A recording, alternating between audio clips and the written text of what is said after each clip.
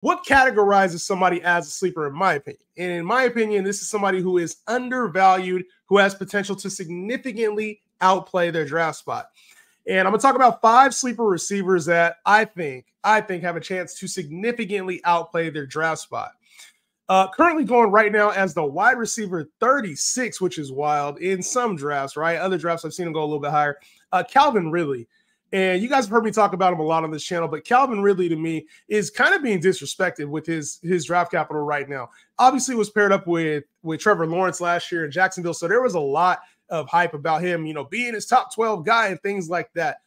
But now he's been pushed down all the way to the wide receiver 36, which makes no sense. In more savvy leagues, he's going to go earlier, right? Because he finished as the wide receiver 18 last year.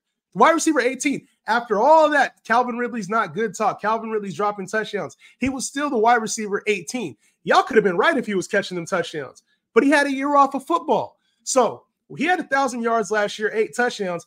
I think he's in store for a really big season. Brian Callahan, the coach, has talked about using him like Jamar Chase was used in Cincinnati, which means he's going to be force-fed, a lot of targets used at the line of scrimmage.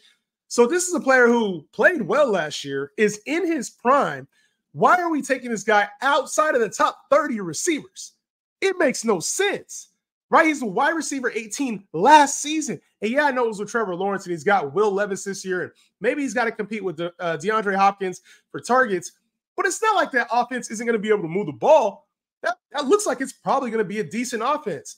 So can we get 70 catches, 1,000 yards, and 8 touchdowns again out of Calvin Ridley? You bet your ass you can, right?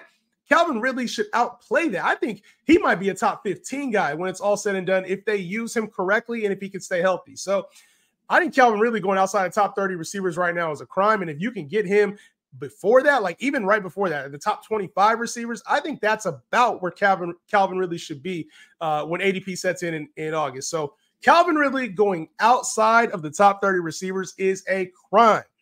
We got to fix that by the time draft start. How y'all feeling about Calvin Ridley?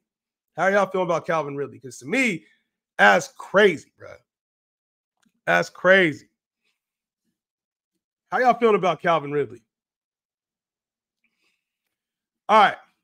Next up. We got to talk about it, right? Last year, when we were drafting JSN in the top 35, 40 receivers, this was like, yo, Jackson Smith and Jigba, he's going to break out, and he's going to be this, alpha number 1 receiver, and he's going to take over DK and Tyler Lockett's spot. And what happened? He started the year, he was hurt, had the hurt wrist, took him a couple weeks to get going. And then he never really just took over in this offense. It was a slow offense under Pete Carroll. They ran the football more, slowed the game down. And that's why he's out of there. But they brought in a new offensive coordinator, Ryan Grubb, who's very familiar with Jackson Smith and Jigba. And to me, this is going to help him elevate over Tyler Lockett this season, and he absolutely has to get more catches, more targets. Has to. He showed promise last year, but to me, it was like he never took that full step. He never showed that he was that guy, and he was very excited this offseason about the coordinator and offensive change because he finished last year. He was outside the top 40 receivers, and right now he's going as the wide receiver 43. Now, it's probably justified position-wise, right? Like he should be. He didn't earn anything. There was nothing that said, you know what, Jackson Smith and Jigba should be a top 30 receiver moving forward. But, I mean, he finished just outside the top 45 receivers last year, and he was on 628 yards and 4 touchdowns. Like, imagine if he's around the 80-catch marker. This dude's going to be a 1,000-yard receiver or damn near close to it, and especially in the offense where they prioritize the slot a little bit more. So, JSN, for where we're getting him at and the potential of what he could be in this offense and what they drafted him to be in this offense should blow this position out the water. Wide receiver 43, he should blow this out the water if he stays healthy.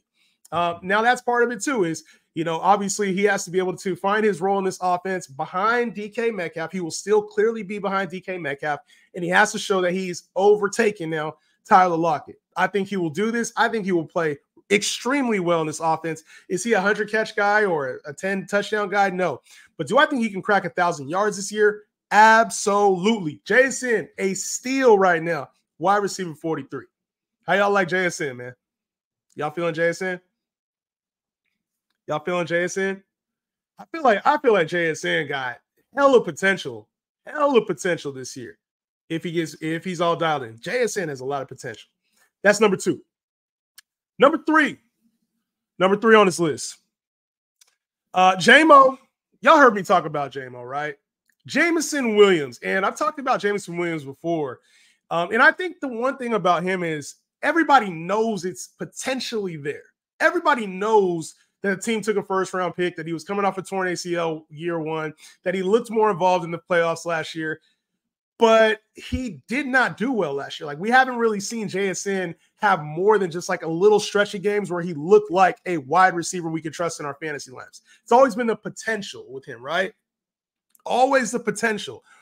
And he didn't even crack 500 yards last year. So this offseason, there's been a lot of noise from Dan Campbell, right? They're like, yo, Jameson Williams he's looked determined. He looks like a different player.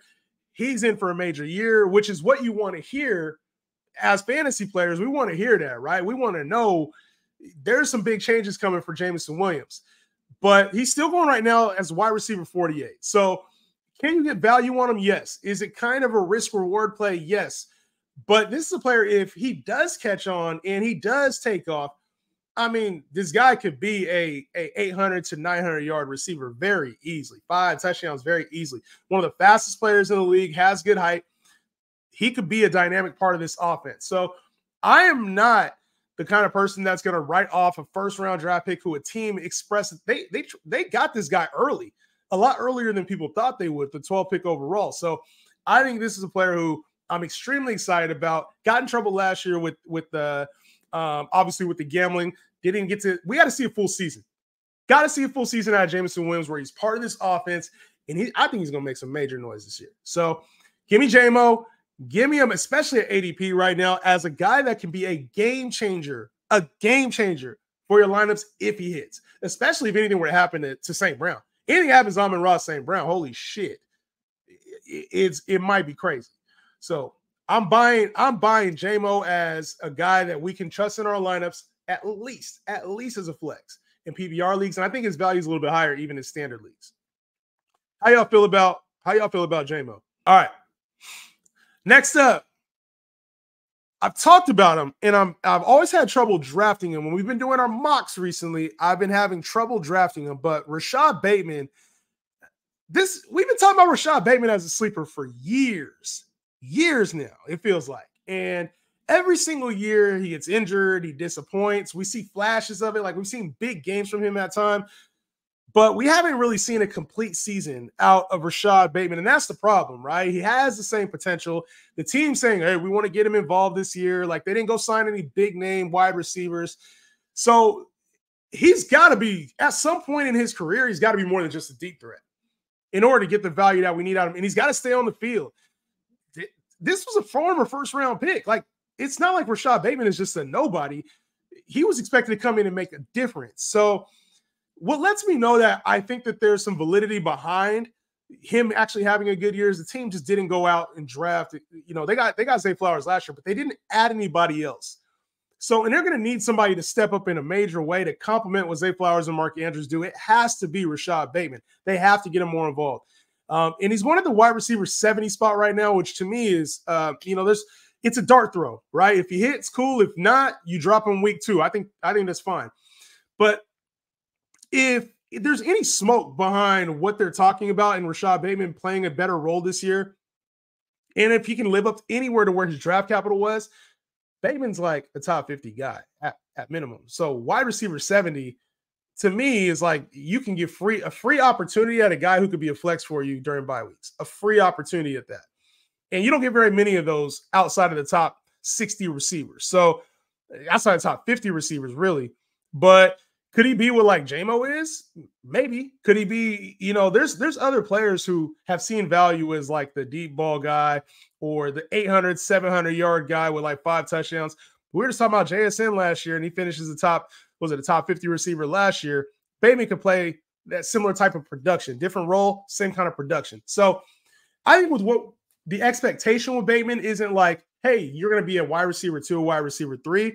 But if you're searching for flex options, later in your draft, guys who could really break out, Rashod Bateman has all the signs of being a breakout player, except the one thing is he had that last year too, and he didn't do it. That's the caveat there. That's the risk.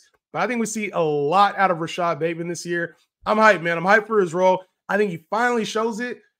Could just be me saying the same thing that I said last year. But I really believe Rashod Bateman has a chance at least to be a top 50 guy this year. And then, obviously, we talked about the upside of Bateman. Got to go to Curtis Samuel. And this is a floor play, right? This is a floor play outside of the top 50 receivers. He's currently going as a wide receiver 51. But we saw Curtis Samuel, when he gets involved in the offense and he's used in the slot, they use him in the run game, close to the line of scrimmage. For Josh Allen, there's a lot of targets available in this offense without Diggs, without Gabe Davis in the offense. Now, I know they drafted Keon Coleman, and that's the expectation. I've even kind of been high on Keon Coleman, saying, hey, he could have a potential, he could potentially be really good in this offense.